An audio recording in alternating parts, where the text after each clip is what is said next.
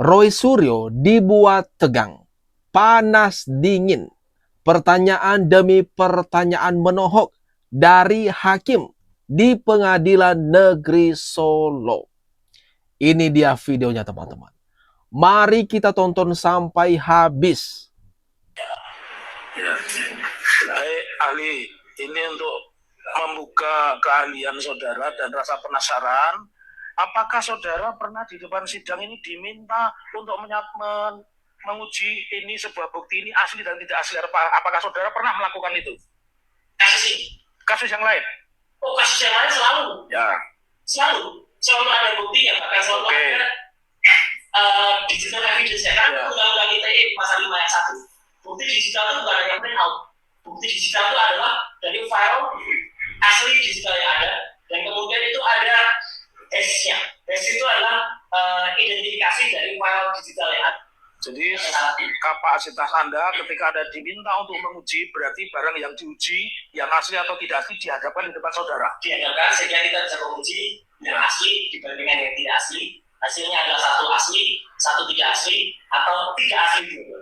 Nah, kenapa saya tanya itu? Untuk menguji pertanyaan kaitannya dengan peristiwa hari ini. Apakah menurut saudara tindakan yang menyatakan bahwa ijazah ini asli, tapi di media saja, entah itu di koran, di televisi, tanpa membuka dokumen fisik di pengadilan, bertentangan dengan proses pembuktian yang pernah Anda lakukan di depan persidangan? Sangat tidak lazim dan itu bertentangan. Baik, ya. Terus pertanyaan saya selanjutnya, ya, apakah saudara tadi kan mengatakan bahwa yang namanya pemeriksaannya di depan pengadilan dan saya menguji membandingkan antara yang asli dan tidak asli, dan apa yang dilakukan oleh Mabes Polri Anda menyatakan tidak lazim. Pertanyaan saya selanjutnya, ya, kalau ada sebuah peristiwa ijazah, ya, menurut ahli, saudara pernah meneliti ijazah belum? Kasus ijazah palsu begitu.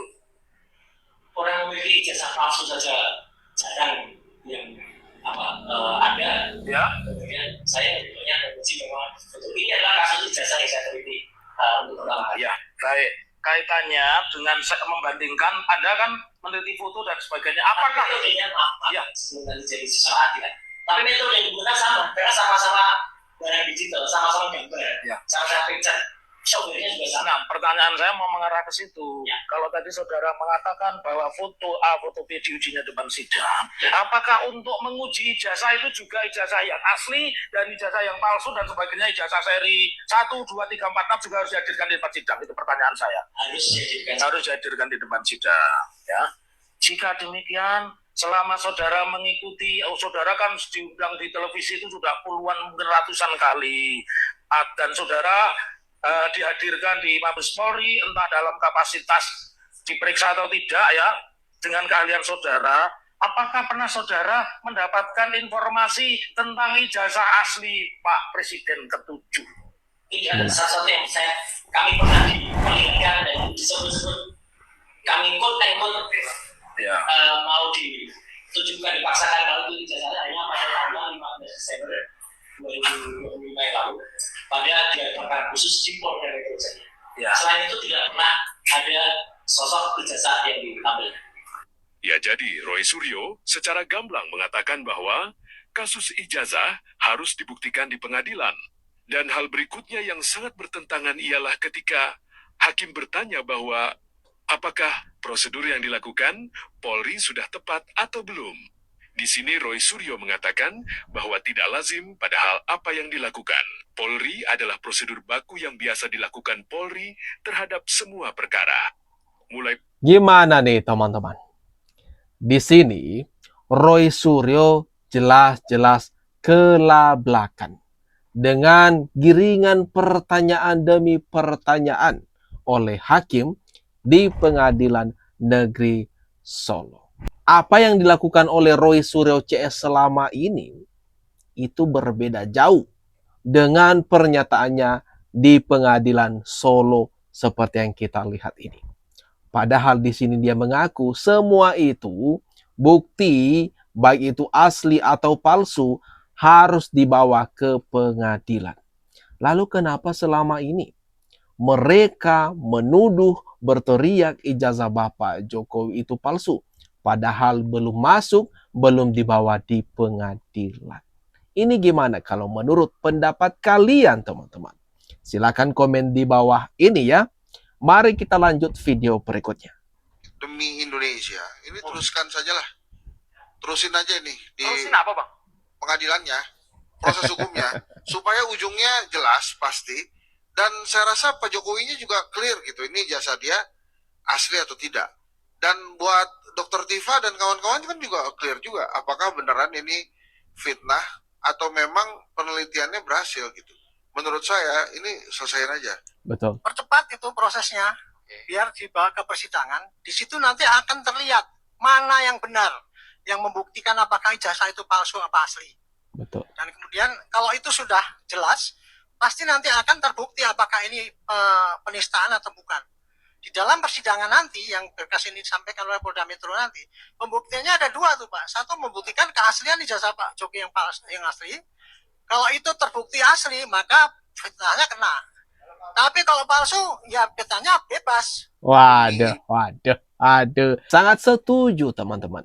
Kalau proses ini cepat disegerakan saja. Prosesnya dipercepat.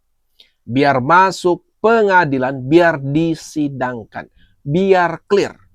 Biar jelas semuanya. Apakah memang benar ijazah Bapak Jokowi itu palsu sesuai dengan yang dituduhkan oleh Roy Suryo CS. Tapi sangat tipis sekali sih harapan mereka benang. Karena ijazah Bapak Jokowi itu ya asli. Nah, mereka akan kena kasus. Dipastikan berdasarkan bukti-bukti yang ada, mereka ini bakalan masuk, teman-teman. Memang penjara bikin kami takut tidak? Di penjara tidak apa-apa. Kalau mau berani itu jangan kepalang tanggung, gitu kan? Kalau mau berani jangan kepalang tanggung, terutama saya, gitu ya. Kayak apa sih rasanya di penjara, gitu ya? Rakyat Indonesia supaya tahu, Dokter Tifa, Ibu Kurnia tidak takut di penjara. Bagus. Sombong amat. Perempuan ini hanya karena ingin menegakkan kebenaran mau di penjara. Tolong Pak Jokowi. Ngomong kami.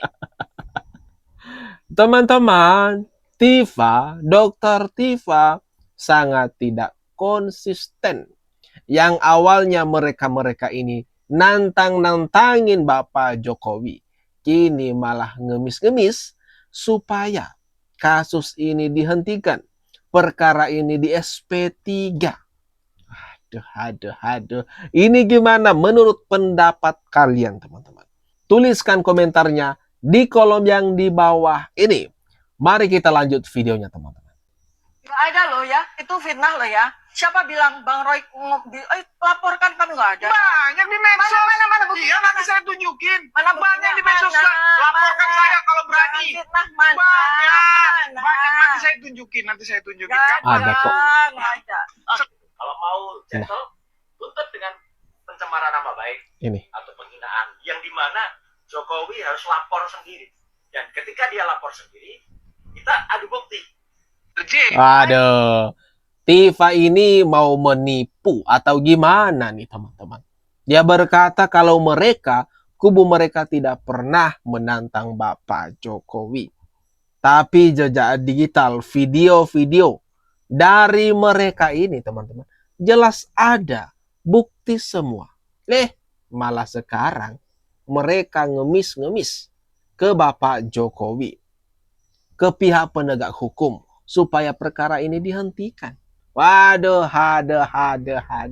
Nasib mereka jelas-jelas, teman-teman. Sekarang mereka ketakutan masuk penjara. Mari kita tonton video berikutnya.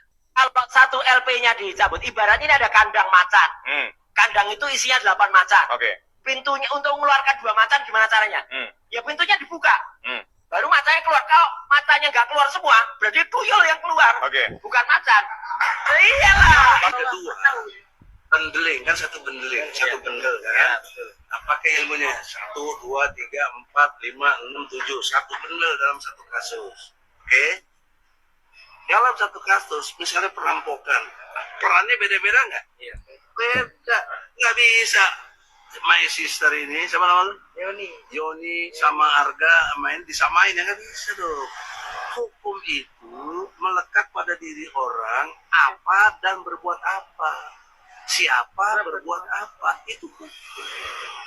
Ini jawaban menohok dari Egy Sujana soal tuntutan mereka supaya kasus ini di SP3 atau dihentikan gara-gara 1 LP.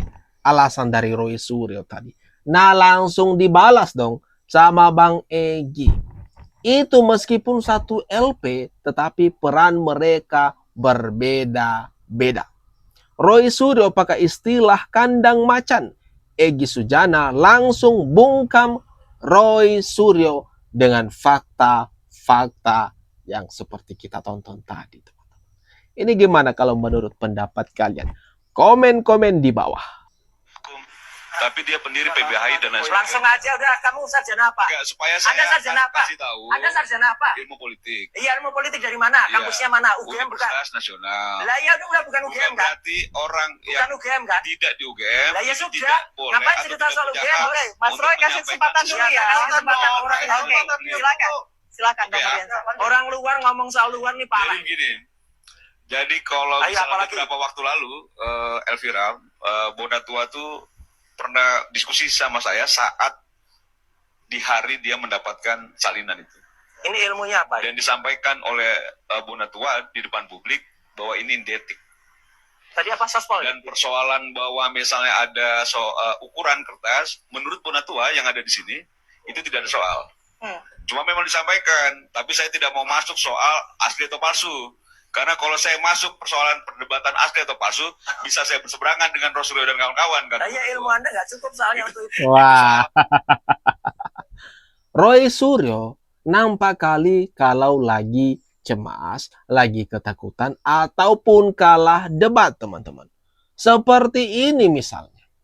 Orang lagi berbicara, orang lagi membahas soal kelakuan-kelakuan mereka, membongkar habis kebobrokan opini mereka. Tapi Roy Suryo mencoba membatasi lawan bicaranya ngomong. Waduh, aduh. Nasib Roy Suryo. Tabiat Roy Suryo, teman-teman. Ini gimana kalau menurut pendapat kalian? Atas apa yang barusan saja kita lihat, kita tonton bersama, jangan lupa teman-teman. Tinggalkan komentar terbaikmu di kolom komentar yang ada di bawah.